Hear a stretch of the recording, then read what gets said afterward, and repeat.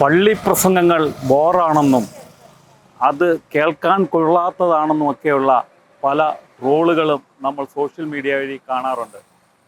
വിശുദ്ധ കുർബാനയ്ക്കിടെ ദൈവവചനം മുറിച്ച് നൽകുന്ന ആ വചന ശുശ്രൂഷയെ എത്രമാത്രം നീചമായാണ് പലരും പരിഹസിക്കുന്നത്.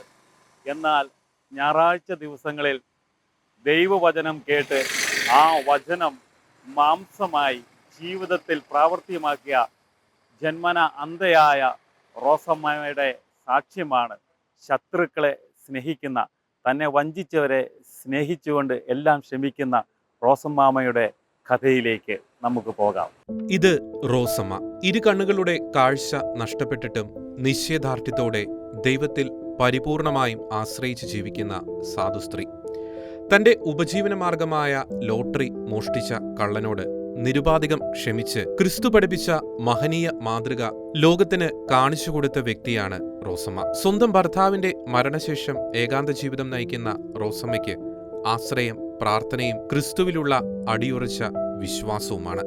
തന്റെ ഭർത്താവിനെ നിരന്തരമായ പ്രാർത്ഥനയിലൂടെ ക്രൈസ്തവ വിശ്വാസത്തിലേക്ക് ആനയിച്ച റോസമ്മ പരാധീനതകൾക്കിടയിലും പ്രതിസന്ധികൾക്കിടയിലും ആത്മീയ ജീവിതത്തിന് നൽകുന്ന പ്രാധാന്യം ഏറെ വലുതാണ്. ലോട്ടറി ഒക്കെ വേണ്ടിക്കായിട്ട് ചില ആൾക്കാരോട് വരത്തില്ലായിരുന്നോ? അപ്പൊ അങ്ങനെ വന്നപ്പോഴുള്ള എന്തുകൊണ്ടാണ് ഈ ക്യാമറ ഫിക്സ് ചെയ്യാൻ കാരണം എന്താ? അത് ക്യാമറ ഫിക്സ് ചെയ്യാൻ കാരണമില്ലാന്ന് ചോദിച്ചാല് ഇവര് ഇങ്ങനെ ടിക്കറ്റ് എടുത്തിട്ട് ടിക്കറ്റ് ഒരുപാട് കുറവ് വരുന്നു. ടിക്കറ്റ് കുറവല്ല, ലോട്ടറി ടിക്കറ്റ് നേരത്തെ തീരും, പക്ഷേ കളക്ഷൻ കാണത്തില്ല, കളക്ഷൻ കുറഞ്ഞു പോകുമായിരുന്നു. അപ്പൊ അതായിരുന്നു സംഭവം. അങ്ങനെ 3-4 പ്രാവശ്യമായിട്ട് ഇങ്ങനെ കളക്ഷനൊക്കെ കുറഞ്ഞു പോയി. മുമ്പേ കൂടി ഒരാൾ വന്നിട്ട് എൻ്റെ അടുത്ത് ചോദിച്ചു, ഒരു 2-3 മാസം മുന്നേ ഒരാൾ എന്നോട് മുമ്പേ കൂടി വന്നിട്ട് ചോദിച്ചു, 9 ടിക്കറ്റൊക്കെ എടുത്തോണ്ട് പോയ ആൾക്കാർ തന്നെയാണോ? കാരണം ടിക്കറ്റ് മോഷണം പോകുമ്പോൾ ഞാനിങ്ങനെ എടുക്കാൻ വരുന്നവരോട് ഞാൻ പറയും ടിക്കറ്റ് മോഷണം പോകുന്നുണ്ട് എന്ന് പറയുമ്പോൾ അവരിങ്ങനെ വളരെ വിഷമത്തോടെ അവരിങ്ങനെ പറയും, അവനൊക്കെ എന്നാ ചെയ്യേണ്ടത്, അവനൊക്കെ അങ്ങനെ ചെയ്യാൻ പാടുണ്ടെന്നൊക്കെ ഇങ്ങനെ പറയും. പക്ഷെ അത് പറഞ്ഞിട്ട് കാര്യമില്ലല്ലോ. ഞാനിങ്ങനെ കളക്ഷൻ കുറയും, ടിക്കറ്റ് പോവുകയും ചെയ്യും.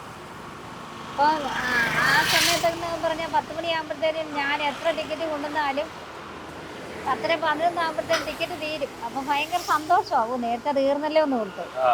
പക്ഷേ കളക്ഷൻ എന്നെ നോക്കുമ്പോൾ പ്രതീക്ഷിച്ച അത്രയും പൈസ കാണത്തില്ല. അതായിരുന്നു സംഭവം.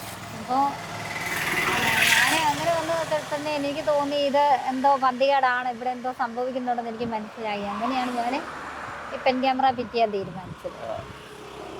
ഞാൻ ഫിറ്റ് ചെയ്ത് കഴിഞ്ഞപ്പം ആദ്യം എടുത്തു, ഞാൻ അനങ്ങിയില്ല. പിറ്റേ ദിവസം എടുത്തു, അന്ന് ഞാൻ അനങ്ങിയില്ല. 3-ാമത്തെ ദിവസം ആളെ പിടിച്ചപ്പോൾ ആള് സമ്മതിച്ചു.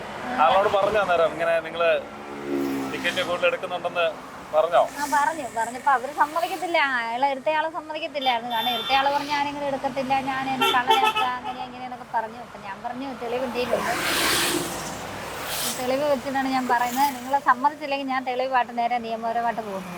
അപ്പോഴത്തേനും അവര് നോക്കി ഇതിന്റെ കാര്യങ്ങളൊക്കെ മനസ്സിലായി കഴിഞ്ഞപ്പോൾ അവർ സമ്മതിച്ചു. അപ്പൊ എൻ്റെ അടുത്ത് പറഞ്ഞു അങ്ങനെ പറ്റിപ്പോയി, എന്നോട് ക്ഷമിക്കണം. ഞാൻ പറയും മോഷണം എന്ന് പറയുന്നത് ഒരിക്കലും നമ്മൾ ക്രിയേറ്റ് ചെയ്തിട്ടുള്ളൊരു കാര്യമാണ്. അപ്പം ഞാൻ പറഞ്ഞു അതുകൊണ്ട് നിങ്ങളെ പറയുന്നത് ഒട്ടും ശരിയല്ല, പക്ഷെ നിങ്ങൾ ചെയ്ത് തെറ്റാണ്. അങ്ങനെയെല്ലാം പറഞ്ഞ് അവസാനം എൻ്റെ അടുത്ത് പറഞ്ഞു എനിക്ക് മാപ്പ് തരണ്ട, അറിയാതെ പറ്റിപ്പോയതാണ് എന്ന് പറഞ്ഞു. അപ്പം പിന്നെ ഞാൻ ആലോചിച്ച് നോക്കിയപ്പം എൻ്റെ മനസ്സാക്ഷിയോട് ചോദിച്ച് നോക്കിയപ്പോൾ അത് ശരിയാണെന്ന് എനിക്ക് തോന്നി. റോസമ്മാമേ, അവര് ഇങ്ങനെ വന്ന് പറ്റിക്കുക, ഇത്രമാത്രം ലോട്ടറി എടുത്ത് ഇത്രമാത്രം പൈസ റോസമ്മാമയ്ക്ക് നഷ്ടം വരുത്തിയിട്ടും റോസമ്മാമ അവരോട് അത് ക്ഷമിക്കാനുള്ള കാരണം എന്താണ്? അത് ദൈവസ്നേഹം എൻ്റെ ഉള്ളിലുള്ളത് കൊണ്ട് മാത്രമാണ്. ദൈവസ്നേഹം ഉള്ളിലുള്ളതുകൊണ്ട് മാത്രമാണ്. ആ സ്നേഹം നമുക്ക് എവിടെ നിന്ന് കിട്ടുന്നത് റോസമ്മാമേ? അതെങ്ങനെയാ റോസമ്മാമയ്ക്ക് അത് സാധിച്ചത് എങ്ങനെയാണ്? ഞാൻ ക്രിസ്ത്യാനിയാണ്. ഞാൻ കറക്റ്റായിട്ട് എല്ലാ ഞായറാഴ്ചയും പള്ളിയിൽ പോകുന്നു. അപ്പോൾ പള്ളിയിൽ പോകുമ്പം ദൈവത്തിൻ്റെ സ്നേഹത്തെക്കുറിച്ചും ദൈവത്തിൻ്റെ ക്ഷമയെക്കുറിച്ചും ദൈവത്തിൻ്റെ സഹിഷ്ണുതയെക്കുറിച്ചുമാണ് ഞങ്ങളെ പഠിപ്പിക്കുന്നത്. അപ്പോൾ ആ പഠിപ്പിക്കുമ്പം നമ്മളത് കേൾക്കും. ദൈവത്തിൻ്റെ സ്നേഹം എന്നാ നമ്മൾ തിരിച്ചറിയും. അപ്പം ദൈവം ക്ഷമിക്കാൻ നമ്മളെ പഠിപ്പിക്കുമ്പം നമ്മളും അത് നമ്മുടെ ജീവിതത്തിൽ ഒരല്പമെങ്കിലും നമ്മളത് ഉൾക്കൊണ്ടില്ലെങ്കിൽ നമ്മൾ ഈ ചെയ്യുന്നതോടെ ഒരു പ്രയോജനമില്ല. അതുകൊണ്ട് ഞാൻ ദൈവത്തിൻ്റെ സ്നേഹം എൻ്റെ ഉള്ളിലുള്ളത് കൊണ്ടും ദൈവത്തിൻ്റെ വചനം ഞാൻ പഠിക്കുന്നത് കൊണ്ടും മാത്രമാണ്. കച്ചവടം എങ്ങനെ നല്ല രീതിയിൽ കൂടെ കച്ചവടം കിട്ടുമെന്ന് പറഞ്ഞാലും എങ്ങനെയല്ല എന്ന് പറഞ്ഞാലും എന്നെ സംബന്ധിച്ചൊരു സ്വഭാവമുണ്ട്. ഡെയിലി കിട്ടുന്ന വരുമാനത്തിൽ നിന്നും ഒരു വിഹിതം ദശാംശമായിട്ട് മാറ്റി വെക്കും. മാറ്റി വെച്ചിട്ട് ഞാൻ അത് ഞായറാഴ്ച ആകുമ്പോഴത്തേനും എനിക്ക് 500 രൂപ വേണം പള്ളിയിൽ പോയി വരാൻ. കാരണം 100 രൂപ 400 രൂപയാണ് പള്ളിക്കൂലി. ഓട്ടോക്കൂലി 400 രൂപയാണ്. 200 400 രൂപ വെച്ച് ഓട്ടോക്കൂലി കൊടുക്കും. അപ്പം പള്ളിമുറ്റത്ത് ചെന്നിറങ്ങി കറക്റ്റ് നമുക്ക് കറക്റ്റ് സമയത്ത് ചെല്ലാൻ പറ്റും. അങ്ങനെ അപ്പോൾ അതുകൊണ്ട് എത്ര ഇല്ലെന്ന് പറഞ്ഞാലും പള്ളിയിൽ പോകാൻ കാശില്ല, പള്ളിയിൽ പോകാൻ എത്ര കച്ചവടം ഉണ്ടെന്ന് പറഞ്ഞാലും ഞായറാഴ്ചത്തെ കച്ചവടം ഞാൻ ഒഴിവാക്കും. പരമാവധി ഞായറാഴ്ചത്തെ കാര്യം ഞാൻ ഒഴിവാക്കും. ഒരു ബാക്കി രാവിലെ ഞാൻ ആരാധനയ്ക്ക് പോയി തിരിച്ച് വന്ന് അതിന് ശേഷമാണ് ബാക്കി വീട്ടിലെ കാര്യങ്ങൾ പോലും ഞാൻ നോക്കാറുണ്ട്. കാരണം എനിക്ക് ഞായറാഴ്ച പള്ളിയിൽ പോലെ, അതായത് ഹസ്ബൻഡുള്ള കാലത്തും അങ്ങനെയായിരുന്നു. ഞായറാഴ്ച പള്ളിയിൽ പോലെ ഞങ്ങൾക്ക് ഭയങ്കര വിഷമമാണ്. പുള്ളി ദൈവത്തെ അറിയാൻ തുടങ്ങി കഴിഞ്ഞപ്പോഴത്തേനും ഞായറാഴ്ച ആരാധന എന്ന് പറഞ്ഞാൽ പരമാവധി പുള്ളി ഒഴിവാക്കത്തില്ല. പരമാവധി അല്ല എൻ്റെ അത്രയും വന്ന് എന്നെ പോലൊന്നും അല്ല പുള്ളി, അത്രയ്ക്കും ഭയങ്കര വിശ്വാസിയാണ്. അതുപോലെ തന്നെ ഞാനും ദൈവസന്നിധിയിൽ മുന്നോട്ട് പോകുന്ന ദൈവത്തോട് പ്രാർത്ഥിച്ചു. കാരണം എൻ്റെ ചർച്ചക്കാർക്ക് തന്നെയാണെങ്കിലും ഞാനിങ്ങനെ ഒരു ഇത് ചെയ്തു എന്ന് പറഞ്ഞപ്പോൾ എല്ലാവരും എന്നെ കുറേ വഴക്ക് പറഞ്ഞു. എൻ്റെ ബ്രദേഴ്സ് പോലും എന്നെ വഴക്ക് പറഞ്ഞു, നീ എന്തിനാ അങ്ങനെ ചെയ്തത്, നീ അങ്ങനെ ചെയ്തത് ശരിയാണോ, നീ എന്തിനാ അവരോട് ക്ഷമിച്ചത്. എൻ്റെ ബ്രദേഴ്സ് പോലും എന്നെ നല്ല വഴക്ക് പറഞ്ഞു. അപ്പോൾ ഞാൻ അവരോട് പറഞ്ഞു, ദൈവസ്നേഹം എൻ്റെ ഉള്ളിലുള്ളത് കൊണ്ട് മാത്രമാണ് ഞാൻ അവരോട് ക്ഷമിച്ചത്, അല്ലെ ഞാൻ ക്ഷമിക്കത്തില്ല എന്ന് പറഞ്ഞു. പക്ഷേ എൻ്റെ ചർച്ചക്കാർ എൻ്റെ അടുത്ത് പറഞ്ഞൊരു ഒരു വാക്കുണ്ട്. അവരെൻ്റെ അടുത്ത് പറഞ്ഞു, ശരിയാണ്, നമ്മുടെ സഭയ്ക്ക്, നമ്മുടെ ക്രിസ്തീയ സഭയ്ക്ക് തന്നെ വളരെ അഭിമാനമാണ് നീ, ഞങ്ങൾക്ക് മാത്രമല്ല ഞങ്ങളുടെ ക്രിസ്തീയ സഭയ്ക്ക് പോലും നീ വളരെ അഭിമാനമാണ്. എല്ലാ ക്രിസ്ത്യാനികൾക്കും. അതെ, ക്രിസ്ത്യാനികൾക്ക് അങ്ങനെയാ ക്രിസ്തീയ സഭ എന്നാ പറഞ്ഞു. അപ്പൊ ക്രിസ്ത്യാനികൾ മൊത്തം അടങ്ങിയല്ലോ. അപ്പം പറഞ്ഞ് ക്രിസ്തീയ സഭ ക്രിസ്ത്യാനികൾക്ക് മൊത്തം നീ ഒരു അഭിമാനമാണ്. കാരണം ദൈവസ്നേഹം ഉള്ളിലുള്ളത് കൊണ്ടാണ് എനിക്ക് അവരോട് ക്ഷമിക്കാൻ കഴിഞ്ഞു എന്ന വാക്ക് തന്നെ മതിയല്ലോ. ലോകത്തോട് വിളിച്ചു പറയാൻ ഇത്രയ്ക്ക് നിനക്ക് കഴിഞ്ഞല്ലോ എന്ന് ഓർക്കുമ്പോൾ അവർക്കെല്ലാം ഭയങ്കര സന്തോഷമാണ്. ഞാൻ പറഞ്ഞു അതാണ് എൻ്റെ ഏറ്റവും വലിയ അഭിമാനം എന്ന് പറഞ്ഞു.